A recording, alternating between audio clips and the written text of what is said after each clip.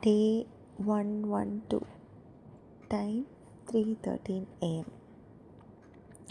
நேற்று என்ன நடந்துச்சு?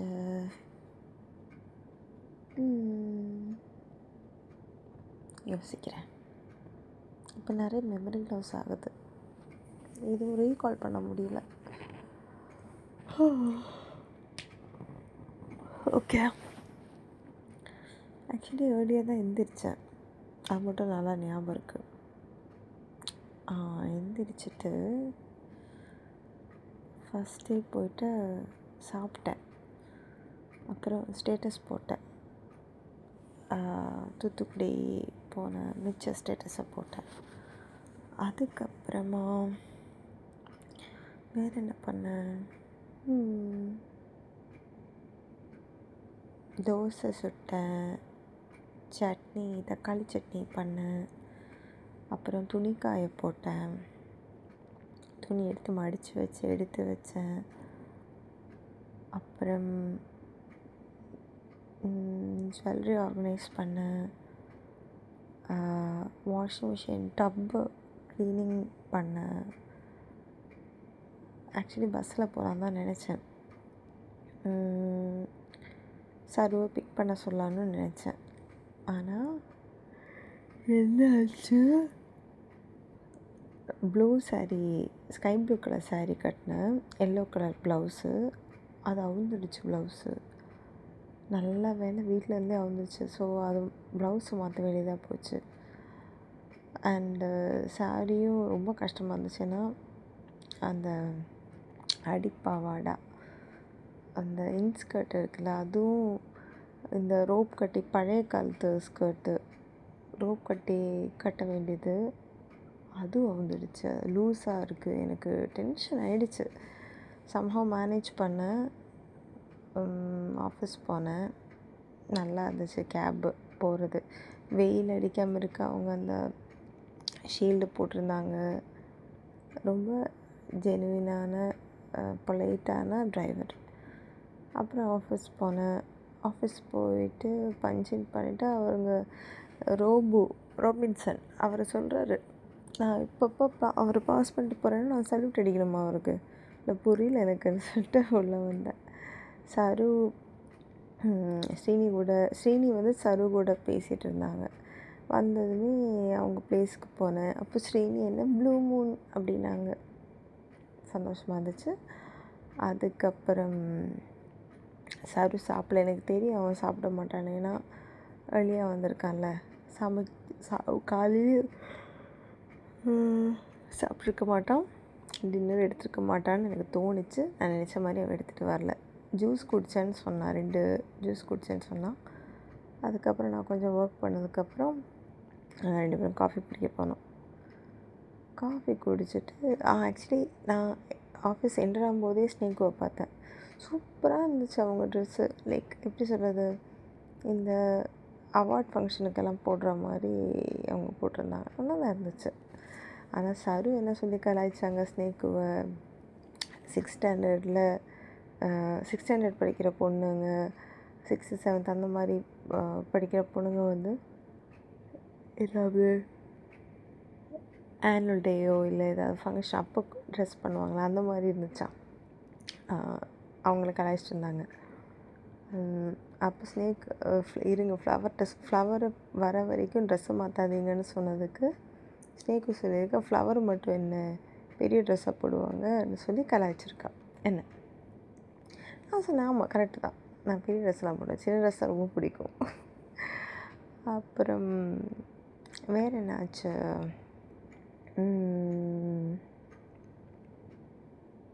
இன்க்ரீட் என்னோடய ட்ரெஸ் நல்லா இருக்குனாங்க, சாரீ நல்லா இருக்குனாங்க, கலர் காம்பினேஷன் நல்லா இருக்குனாங்க.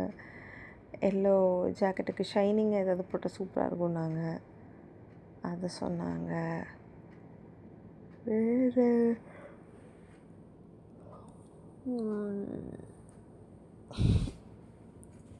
தூக்கமாக வருது இப்போது. வேறு என்னாச்சு? சந்து லீவு. அப்போது சந்துக்கு வீடியோ கால் பண்ணி பேசினோம். ஒர்க் கொஞ்சம் இருந்துச்சு, முடித்தேன்.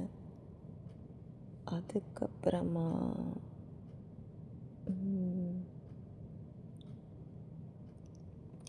என்ன பண்ணேன்? ஆக்சுவலி நேற்று நிறைய ஒர்க் இருந்துச்சு. லைக் மோஸ்ட்லி ஆக்குபைடாக தான் இருந்தேன். பிரேக் போகணும். ஒர்க் முடிச்சு பிரேக் போனோம். நான் வந்து அந்த உள்ளி போண்டா அது சாப்பிட்டேன்.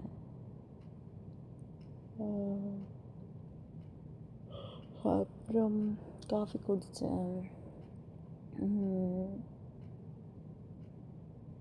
அங்கே சாப்பிட்டுட்டு இருக்கும்போது ஜோசப் என்னை தாண்டி போனாங்க. ஸோ அவருக்கு முட்டையோட பைட்டு ஒன்று கொடுத்தேன். அவங்க சாப்பிட்டாங்க. அதுக்கப்புறம்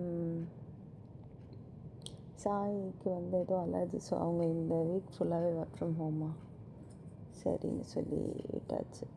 அப்புறம் மண்டே மார்னிங் மீட்டிங் அது முடிச்சுட்டு மண்டே மார்னிங் மீட்டிங்கில் தான் அந்த டைமில் என்னாச்சு, ஓகே இது சொல்ல மறந்துட்டேன். கேபில் போயிட்டு இருக்கும்போது ரோபி ஃபோன் பண்ணான். ஏன்னா அவ்வளோ நேரம் நான் ஃபோன் எடுக்கலை, மெசேஜ்க்கெலாம் ரெஸ்பாண்ட் பண்ணல. என்னை வந்து ரொம்ப ப்ளேம் பண்ணிகிட்டே இருந்தா. ஸோ நம்ம ஒரு விஷயம் சொல்கிறோன்னா அது நம்மளும் ப்ராக்டிஸ் பண்ணோம்ல. ப்ராக்டிஸ் வாட் யூ ப்ரீச்னு தானே. அது மேடம் பண்ணல. சொன்னால் நான் வந்து ஒரு சைடு தான் சொல்கிறேன், காசிப் சொல்கிறேன்னு என்னென்னமோ சொல்லி ரொம்ப பேசினாங்க. அவங்க வந்து நான் நேற்று யார் கூட போனேன் அப்படின்னு ஒரு மாதிரியாக கேட்டாங்க. ஃபர்ஸ்ட் ஆஃப் ஆல் எனக்கு அது சொல்ல வேண்டிய அவசியம் இல்லை. சரி, நான் வேறு எஸ் ஆர் நோ சொல்கிறேன்னு சொல்லிட்டேன். அதனால் நான் ஆன்சர் பண்ணேன். அப்புறம் அவங்க பேசுகிறது எதுவும் எனக்கு பிடிக்கல. சண்டை தான் வரும் சம்டைம்ஸ். அதான் எங்களுக்குள்ளே வந்து சம்டைம்ஸ் நல்லா போகும், சம்டைம்ஸ் எக்ஸ்ட்ரீம்லி பேடாக போகும். இப்போ என்கிட்ட பேசுகிறோன்னு இருக்கும். பாசமாக இருக்கும்போது என் லைஃப்பில் இந்த மாதிரி ஒரு பர்சன் இருக்காங்கன்னு தோணும். ரெண்டுமே ஒரு பர்சன்கிட்ட இருந்து கிடைக்குது. எக்ஸ்ட்ரீம்லி கான்ட்ரடிக்டரியாக இருக்குல்ல. I know. அதுக்கப்புறம் பாரு வந்தாங்க. பாரு கிட்ட பேசினேன் கொஞ்சம் நேரம். பாரு எனக்கு காஃபி கொடுத்தாங்க. அதுக்கப்புறம் டின்னர் சாப்பிட்டோம். டின்னர் சாப்பிடும்போது பாரு சொன்னாங்க, வர வர ஃப்ளவர் நல்லா சட்னி பண்ணிகிட்டே வருது அப்படின்னு. எனக்கு சந்தோஷமாக இருந்துச்சு. ஆக்சுவலி நான் இது சரவண பவன் சட்னி தான் எடுத்துகிட்டு போனேன், தக்காளி சட்னி. அதுவும் புளிச்ச மாவு தோசை சூப்பராக இருந்துச்சு. ஆக்சுவலி இன்னொரு விஷயம் நடந்துச்சு. ஸோ ஐ நோ எல்லாருக்கும் அவங்கவுங்களோட பெர்ஸ்பெக்டிவ் இருக்கும் தான். ஆனால் நான் இதை சொல்கிறேன். இப்போது உங்களுக்கு ஒரு கல்யாணம் ஆக போகுது. நீங்கள் ஒரு கைன்னு வச்சுக்கோங்க. உங்களுக்கு கல்யாணம் ஆக போகுது. கல்யாணம் பார்த்துட்ருக்காங்க வீட்டில். பயோடேட்டா கேட்குறாங்க. ஸோ அதில் வந்து உங்களோட சேலரி எவ்வளோன்னு போடுவீங்க. If you are earning like 25,000 நீங்கள் மந்த்லி ஏர்ன் பண்ணுறீங்கன்னு வச்சுக்கோங்களேன். நீங்கள் எவ்வளோ போட்டுருவீங்க?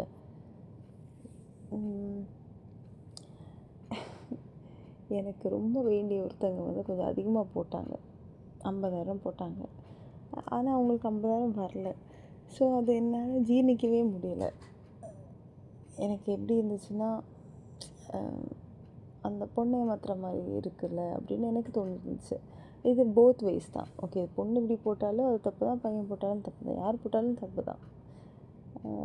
அதை என்னால் அக்செப்டே பண்ண முடியல. ஐ நோ இது என்னோடய பெர்ஸ்பெக்டிவ் தான்.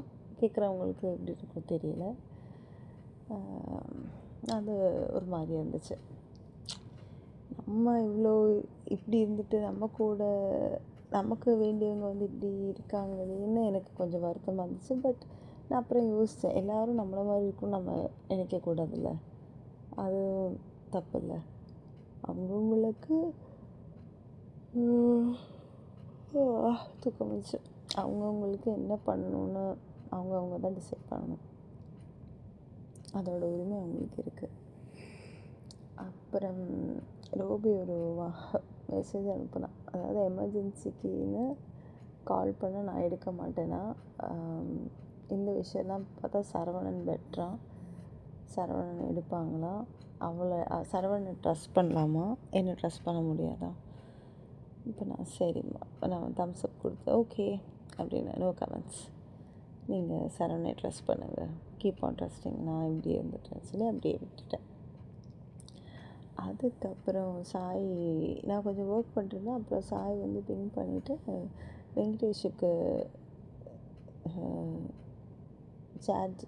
வெங்கடேஷுக்கு டாக்குமெண்ட் க்ரியேட் பண்ண ஹெல்ப் பண்ணுன்னு சொல்லி பிங் பண்ணார். ஓகே, இதுக்கு முன்னாடி முரளியையும் ஃபஸ்ட்டு சந்தியா வந்தாங்க. சந்தியா வந்துட்டு நீங்கள் எங்கே போனீங்க, நீங்கள் தூத்துக்குடி தானே போனீங்க அப்படின்னாங்க. அப்போ நான் வந்து ஆமாம் தூத்துக்குடி போனேன், ஆனால் ராமேஸ்வரம் போனேன் அப்படின்னேன். அப்போ வந்து ஒருத்தங்க தொல்லை தாங்க முடியலை, கொஞ்ச நாளாக என்ன இது எதுவும் சொன்னாங்களே, இருங்க யோசிக்கிறேன். கொஞ்ச நாளாக ஒரு ஃப்ளவரை காணோமே, இந்த அவங்க சந்தியா கிட்ட வந்து அவங்க கேட்டிருக்காங்க முரளி, அந்த வாடாத ஃப்ளவர் எங்கேன்னு. அவங்க வந்து அப்போ தான் சொல்லியிருக்காங்க நான் வந்து தூத்துக்குடி போயிருக்கேன் அப்படின்னு. அப்போ அவங்க சொல்லியிருக்காங்க, முரளி சொல்லியிருக்காங்க இல்லை அவங்க ராமேஸ்வரம் போயிருக்காங்கன்னு. நான் முரளிக்கிட்ட ராமேஸ்வரத்தில் இருக்கேன்னு தான் சொன்னேன். ஃபஸ்ட்டு நான் தூத்துக்குடி தானே போனேன், அதுக்கப்புறம் தானே ராமேஸ்வரம் போனேன். அதுக்கு அப்புறம் நம்ம நெக்ஸ்ட்டு ட்ரிப்பு போகலான்னு சொன்னதுக்கு ஃப்ளவர் எங்கே போனாலும் வாசனையாக இருக்கும், அங்கேயும் வாசனையாக இருக்கும், அங்கேயும் போகலாம், எங்கே வேணால் போகலாம் அப்படின்னு சொல்கிறாங்க. என்னை ப்ளஷ் பண்ண வச்சுட்டே இருந்தாங்க 2 பேரும். சந்தியாவும் அந்த மாதிரி பேசினாங்க, முரளியும் அந்த மாதிரி பேசினாங்க. சந்தியா வந்து ஒரு கட்டத்துக்கு மேலே, இதுக்கு மேலே நீ சொன்னால் உனக்கு சாவுதான் அவனேன்னு சொன்னதுக்கு முரளி சொல்கிறாங்க, இறந்தாலும் ஆத்மா என் கூட தான் இருக்குமா, அப்படியே பின்னாடியே வந்துடுமா. அப்புறம் நான் ஃப்ளவர் எங்கே கூப்பிட்டாலும் தாராளமாக வரலாமா. என்னை ப்ளஷ் பண்ண வச்சுட்டே இருந்தாங்க. எனக்கு வெக்கமாக இருந்துச்சு சீரியஸாக. அதுவும் சந்தியாவும் இவங்களும் 2 பேரும் சொன்னது ஒரு நல்லா இருந்துச்சு. அப்புறம் சந்தியா வந்து கொஞ்சம் இருமிகிட்டே இருந்தாங்க, எனக்கு கஷ்டமாக இருந்துச்சு. நான் விக்ஸ் எடுத்து கொடுத்தேன். ஆலன் தான் யூஸ்வலி இருமிகிட்டே இருப்பான், நான் விக்ஸ் எடுத்து கொடுப்பேன். பட் நேற்று ஆலன் வரல, என்னாச்சு தெரியல, இவங்க தான் இருந்தாங்க. அப்புறம் அஜய் என்னை கூப்பிட்டான், பட் எனக்கு அஜய்கிட்ட போக முடியல. அதுக்குள்ளே நான் வெங்கிட்ட ஹெல்ப் பண்ண போனேன். அவருக்கு வந்து டாக்குமெண்ட் க்ரியேட் பண்ணோம், ப்ராஜெக்ட் சார்ட்டர் எப்படி க்ரியேட் பண்ணுறது, ஏதாவது என்ன எப்படி சொல்கிறது, ஏதாவது ரெஃபரன்ஸுக்கு சார்ட்டர் இருக்கா கேட்டார். ஐ வாஸ் லைக் எடுத்து கொடுத்தேன். அவர் வந்து கோடெக்ஸில் ப்ராஜெக்ட் சார்ட்டர் வேணும்னு சொல்லி போட்டிருந்தார். ஸோ நான் அவர்கிட்ட வந்து சொன்னேன், ஃபஸ்ட்டு ChatGPT கிட்டேயே ஒரு ஏஐ ப்ராம்ப்ட்டு கொடு, எனக்கு வந்து இப்போ சார்ட்டர் ஜென்ரேட் பண்ணுற மாதிரி ப்ராம்ப்ட் கொடுன்னா அவங்கக்கிட்டே கேட்கணும், அதே ப்ராம்ப்ட் எடுத்து கோடெக்ஸில் போடணும், அது கூட நான் பண்ணக்கூடாது, எல்லாமே அவங்கக்கிட்டே வேலை வாங்கணும்னு சொல்லி சொன்னார். அவர் சிரிச்சிட்டே இருந்தார், நிறைய சிரித்தார் அவர். ஆக்சுவலி நான் பேசி அவர் சிரிக்கிறத நான் ஃபர்ஸ்ட் டைம் பார்க்குறேன், என்கவுண்டர் பண்ணுறேன் என் லைஃப்பில். எங்கெல்லாம் சிரிக்கிற ஆளுன்னு எனக்கு அப்போ தான் தெரிஞ்சது. நிறைய சிரித்தேன். அப்புறம் அவருக்கு டாக்குமெண்ட் எல்லாம் பண்ணி கொடுத்துட்டேன், ஹெல்ப் பண்ணேன், எப்படி என்னென்ன பண்ணணும், மாடிஃபை பண்ணணும், எடிட் பண்ண எல்லாமே சொல்லி கொடுத்தேன். என்னோடய ட்ரிப்ஸ் அண்ட் ட்ரிக்ஸ் எல்லாமே சொல்லி கொடுத்துட்டேன். தேங்க்யூ சொல்லிட்டு நான் வந்துட்டேன். அப்புறம் என்ன ஆச்சு, அப்புறம் அஜய்கிட்ட போய் பேசினேன் கொஞ்ச நேரம். அதுக்குள்ளே ஷிஃப்ட்டு முடிஞ்சிருச்சு. அஜய் வந்து பத்திரிக்கை கொடுத்துட்டு அவங்க அக்காவுக்கு கல்யாணம் சொல்லி கூப்பிட்ருந்தாங்க. ரொம்ப சந்தோஷமாக இருந்தது, சொல்ல மறந்துட்டேன் அதான். அதுக்கப்புறம் அவ்வளோதான், கேபில் ஏறி வீட்டுக்கு வந்தாச்சு. அந்த sold out on you 4th எபிசோடும் முடிச்சிட்டேன். ரொம்ப நல்லாயிருக்கு. நான் பார்க்குற எல்லா சீரீஸ் படம் வந்து ஒன்றுக்கு மிச்சமாக இருக்குது. எதை எப்போ பார்க்குறது முடிக்கிறதுனே தெரியல, அந்த மாதிரி இருக்குது. But it was nice. வேறு என்ன நடந்துச்சு, நிறைய நடந்துச்சு. தூக்க கலக்கத்தில் இப்போ அது ஞாபகம் இல்லை. அவ்வளோதான். டன்.